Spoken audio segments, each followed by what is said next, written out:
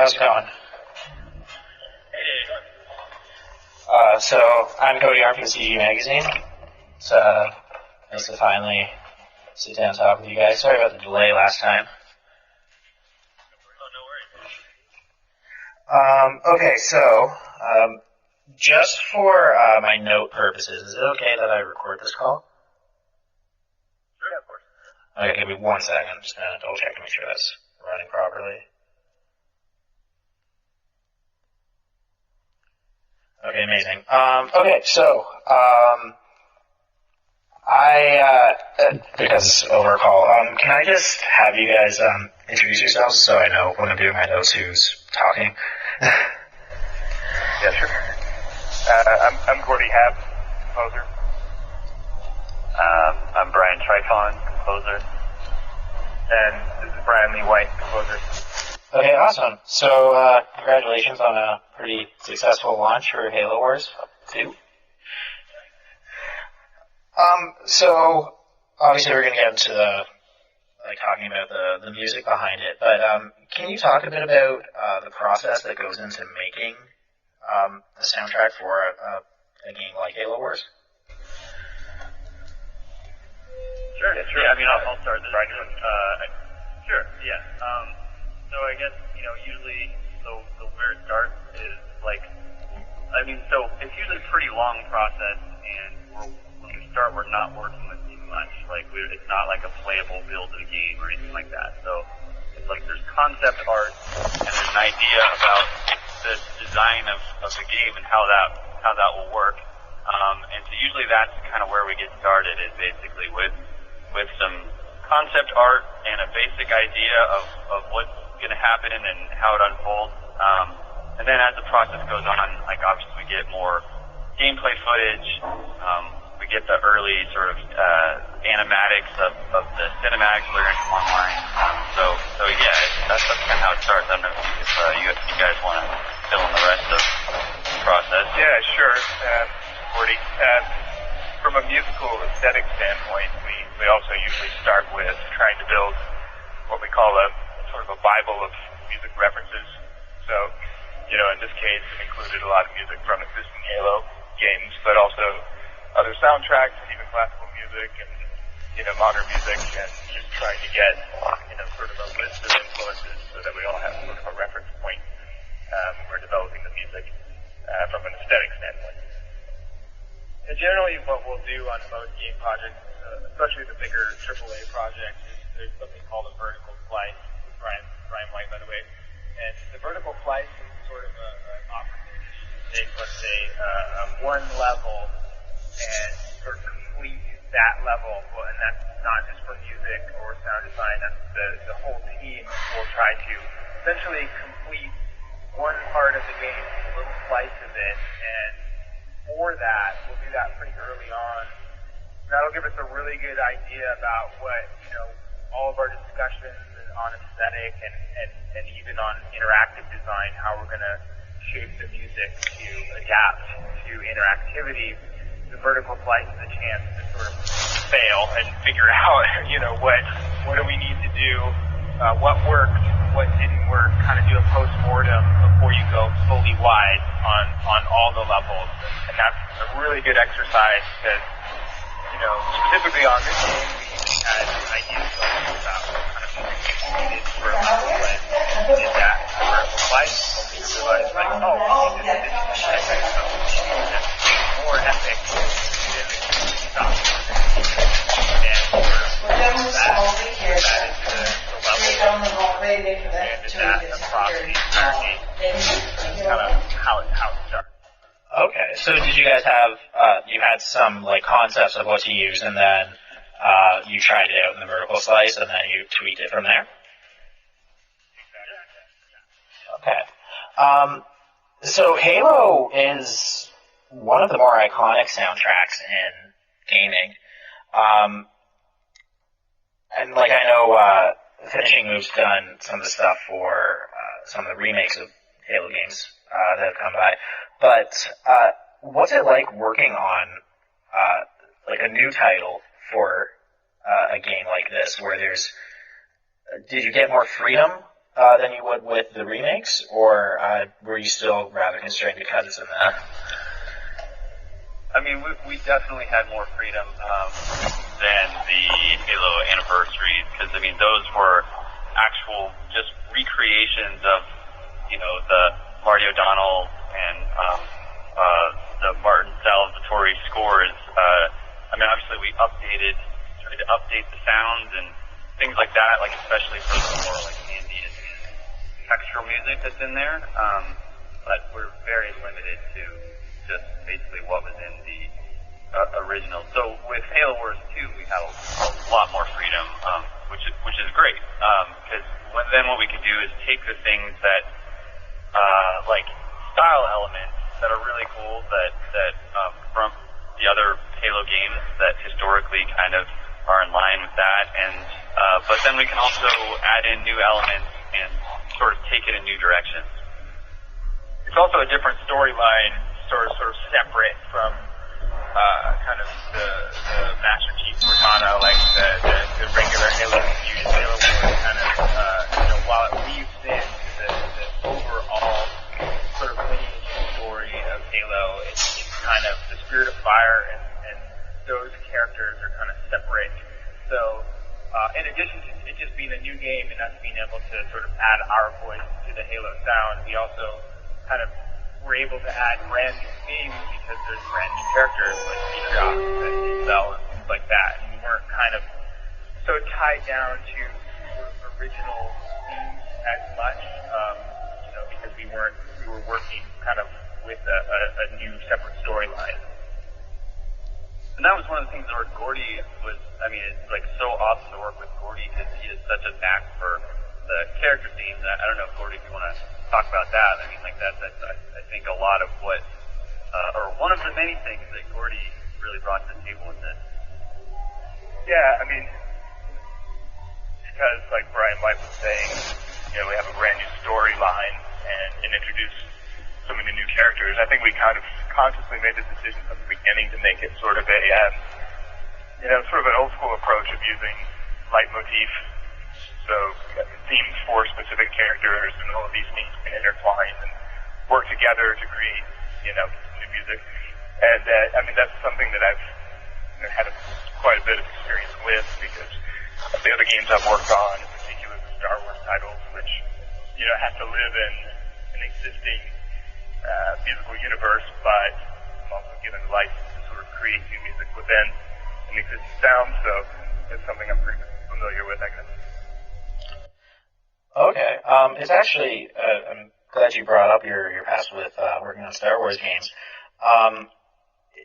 How does the general theme of Halo music differ from what you've worked on in the past with Star Wars?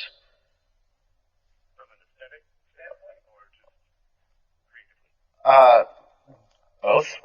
Yeah, both could work. So, yeah, from an aesthetic standpoint, it's very different. I mean, it shares the same palette in a lot of ways because it's orchestral, but from a harmonic standpoint, it's very different. I'd say that Halo has probably a more modern sound than Star Wars, which is rooted in sort of the old school Golden Age Hollywood sound. So that was something to adapt to, coming right off of another Star Wars title where I was living in that musical universe. I had to sort of update my language, so to speak. And then I guess that ties in creatively as well, because from a creative standpoint, I'd say that Halo had quite a bit more freedom, from, my musical approach than Star Wars, which, for the fans' sake, it really needs to sound as though, the music I'm writing needs to sound as though John Williams wrote it in many ways. But with Halo, the legacy of music is, there's been many composers and many composers contributed, to the ever-growing adapting sound. So I sort of had that same opportunity to explore it. Okay. Is there ever any kind of nerves going into a project with such a deep-rooted fan base already? Yes. Yeah, it can be frightening. I mean, I think, actually, one of the reasons I was probably brought onto this project in the first place is because of having worked with Star Wars titles so much.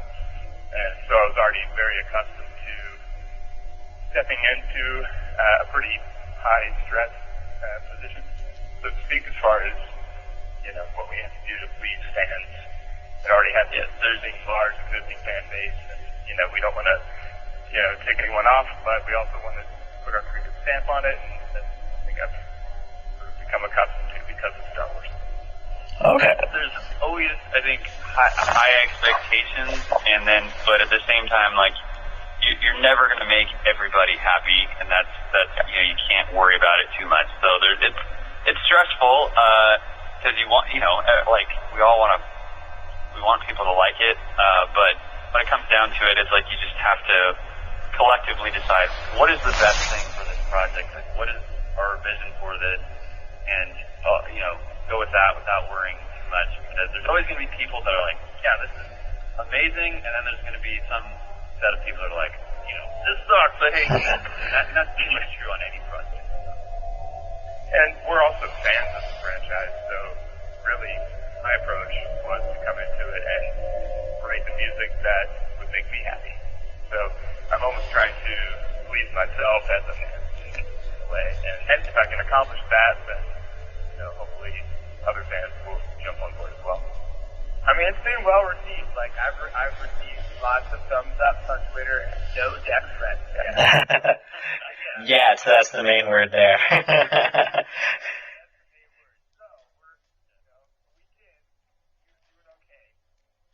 So how do you balance that, your own personal creativity with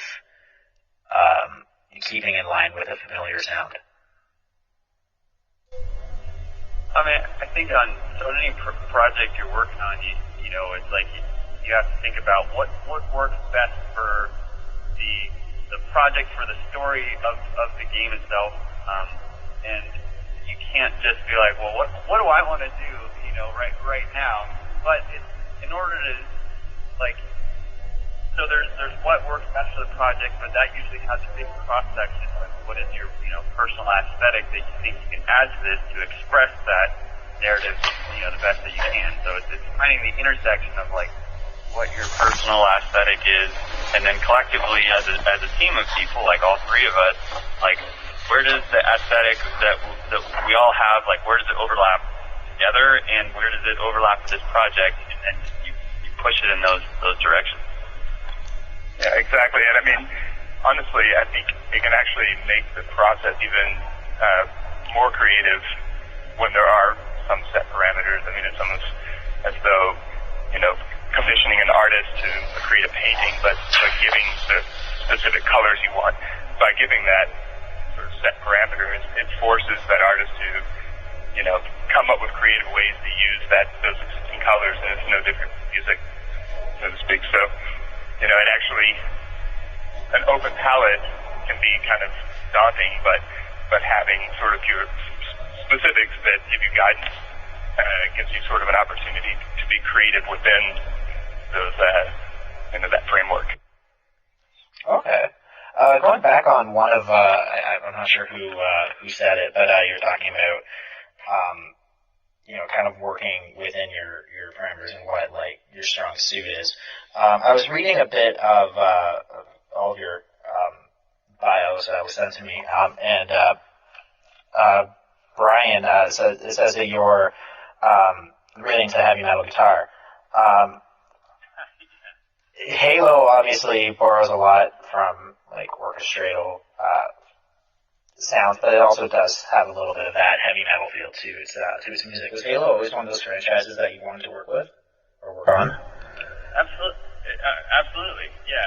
And I think, for one of the really cool experiences was, just earlier in the Halo franchise, the Halo 2 Anniversary, which Brian White and I worked on a couple years ago. That one, we got to, like, bring in Steve Vai, who was, like, one of my childhood guitar heroes, to record on that project because he had played on the original. So that was really cool, and that's still, I think I'm not still a heavy heavy metal aficionado or purist by any stretch, but it's that there's always an element of the kind of visceral nature of metal that is still in my aesthetic that, I don't think ever died. But, I don't necessarily desire now to have a heavy metal element on, every project I'm working on. You don't want to just rock out all the time? Well, I mean, maybe, yeah, sure, but no, I don't need that. Okay, so, I have a little bit of a, philosophical gaming question for you guys as well. What do you guys think the purpose of a video game soundtrack is? What does it serve? I think it's to heighten the emotion for the player. I mean, if you're just playing the game you're playing from a technical standpoint, and then it's just that, it's sort of technical. But, when you add the music, it serves the same purpose as a score in a film in many ways, is to sort of bridge the gap between the audience and the product itself, so in the case of games, the player and the game. But also to sort of narrate the emotion that is supposed to be felt by the player. Sort of tell the stories that can't be told in words or, visual. I think in addition to that, player feedback, really great game scores and great game sound design has really good player feedback. So, built into the interactivity, where if there's a heightened moment, the score should reflect that. So, the player knows what's going on, or, low health, those kind of things, when you can integrate or somehow tie music into that. Kind of just how it would in a film if someone was in a frantic moment or running from an enemy, or a more calm moment in a game that has to be that can happen at any time. But we have to build that sort of modularity into the score so that it can give that feedback. But definitely all the things Corey said, and just having that sort of synergy between helping you play the game better and also helping you enjoy the story more, I think are big parts of game score. Okay. And how do you achieve that in something like a real-time strategy game like Halo Wars 2?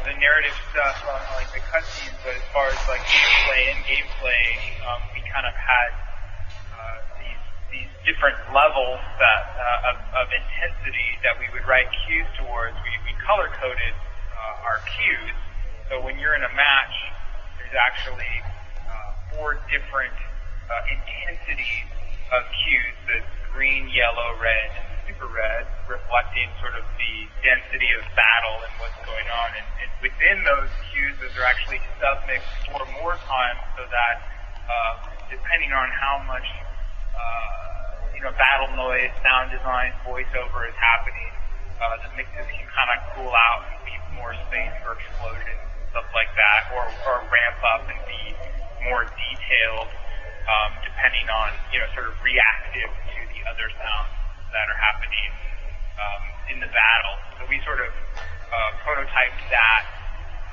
while we were in the vertical slice, and kind of adapted that and sort of changed some things. We even added a color, like I said, the super red, which is sort of the end of the battle, the very thematic, heroic kind of moment when you're kind of the last 5-10 minutes.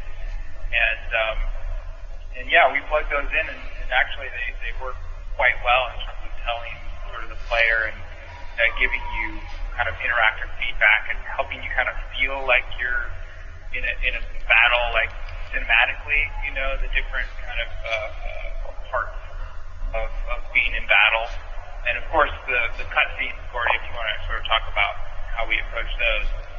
Yeah, sure. So, like Brian was saying, from an interactive standpoint, that adds a lot of complication to, creating sort of an emotional beat within music, that it has to adapt so much. But with the cinematics, for example, that really kind of opened up an opportunity to score it almost like it was a film.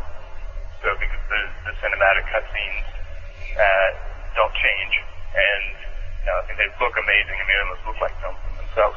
So the approach there was to score it as though it was, an actual film, and so it hits every emotional beat within a scene, and big cuts and changes on a dime to sort of accompany the action of the scene, and that was sort of the place that we were able to introduce these new characters. Okay. And how much did you guys collaborate with each other to keep a consistent sound throughout the game? Quite a bit, actually. Quite a bit. I mean, basically, like, we collaborated entirely, the entire project. I mean, on pretty much every piece of music, it was touched by, like, all three of us at some point. And obviously, there's certain cues that Gordy drove more than we did, and there's certain cues that Brian White and I drove more, but basically everything was a deep collaboration. And what's nice about that is, like, on a lot of projects where there's multiple composers, it's very separate. Like, it's like, the various composers, like, often don't really even interact. They're just sort of assigned different levels to basically work on. So this was actually really cool, because, like, we got to sort of work really closely to figure out, like, how to make this all work together and to take our strengths and make something that's better than what, us as individuals could create, and just really get to know each other, become really good friends. So I don't know, it was pretty awesome in terms of, as far as collaboration goes. Totally, yeah. I mean, we each have sort of our strengths as well, and so we focused on those, but bringing those together, I mean, it was greater than the sum of all its parts, so to speak. And we figured it out pretty early on, even in the vertical slice, that wow, this really doesn't work when we, are all contributing our best, assets to the greater picture. I mean, we really did come up with something that was unique and, sort of better than any one of us could have done by ourselves. So we just chose from that point to basically collaborate on everything. All of the music sort of had, our own stamp in it in some way. Oh, wow. Yeah, because I've interviewed composers before, and it was just like some of the teams were like, this person's going to do cutscenes, and then this person's going to do gameplay, and then they don't ever really interact. So it's actually really interesting to hear that you guys were all working together. Now, I don't have a lot of questions left, but I did read a little bit about you guys have Brian, you guys have an upcoming album. I was wondering if you guys want to talk a little bit about that. I don't know. That's what we did after. Oh, okay. Oh, yeah, maybe it was an old bio that... Yeah, it's something come out in September. But I think more related to Halo, that's more interesting is the software instrument that we just came out with. You want to talk about that? Oh, for sure. Sure, yeah. That's directly related to Halo. So we built it's a software instrument for that's called Posthuman, and basically it started actually while we were working on Halo Wars 2, like, because basically we wanted to build a tool to create sort of evolving textural sounds that were really detailed. Because one of sort of my background is one of my strengths, or the biggest strength, is in musical sound design and very textural kind of sounds. So I wanted to build something, a lot of custom textures for Halo Wars 2.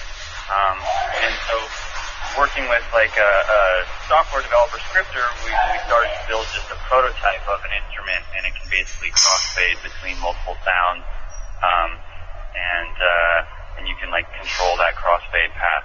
But anyway, so we built this prototype, and we're like, wow, this is actually really, really cool.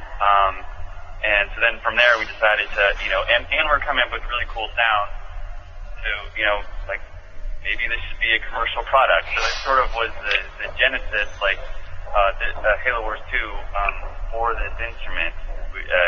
We built this prototype. It's really cool, and then we decided like, oh, let's actually like build this out and turn this into a real product. So that's kind of how that came about. And it's actually a really cool instrument. So I'm a little, you know, some part of me, I'm like, man, we're selling this, giving this to other people. But the response is really cool. So Posthuman was used in Halo Wars 2? Oh yeah. Okay.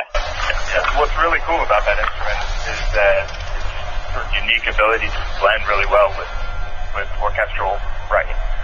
So, I mean, I've heard many hybrid scores, so to speak, where it's electronic plus orchestral combined, and oftentimes you sort of hear its two ideas kind of, you know, stacked on top of each other. But this was, you know, Posthuman had a way of sort of integrating itself into the orchestral sound much more sort of naturally and organically.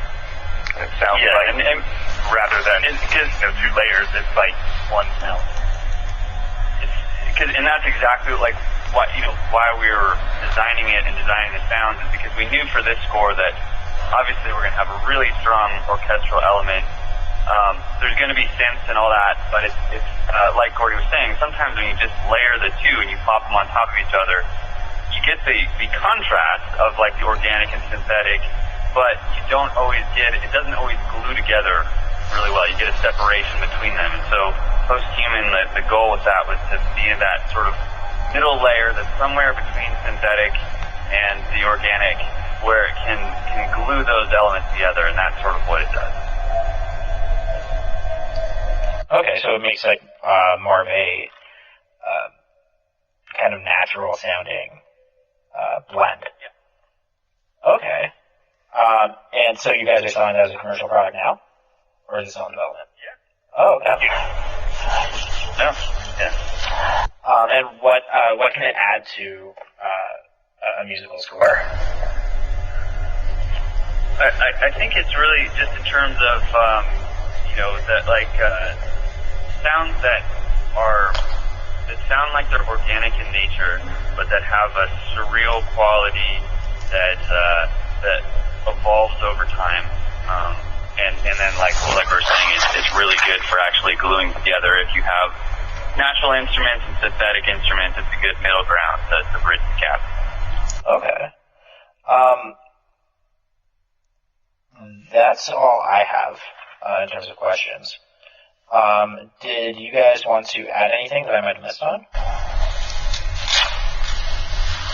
No, I don't think so, unless you want to, include in some way, where we recorded, score, that type of thing.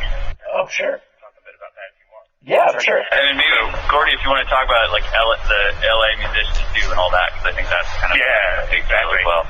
Yeah, for sure. It's actually sort of a big deal that we recorded this score in Los Angeles, because for a while now that's been actually something that was off the table for video games because of certain union agreements or lack of union agreements. But on this particular project, we were given the ability to use the American Federation of Musicians union musicians, so which includes all the musicians in Los Angeles. So it was an opportunity to sort of bring video game scoring work back to the Hollywood recording scene.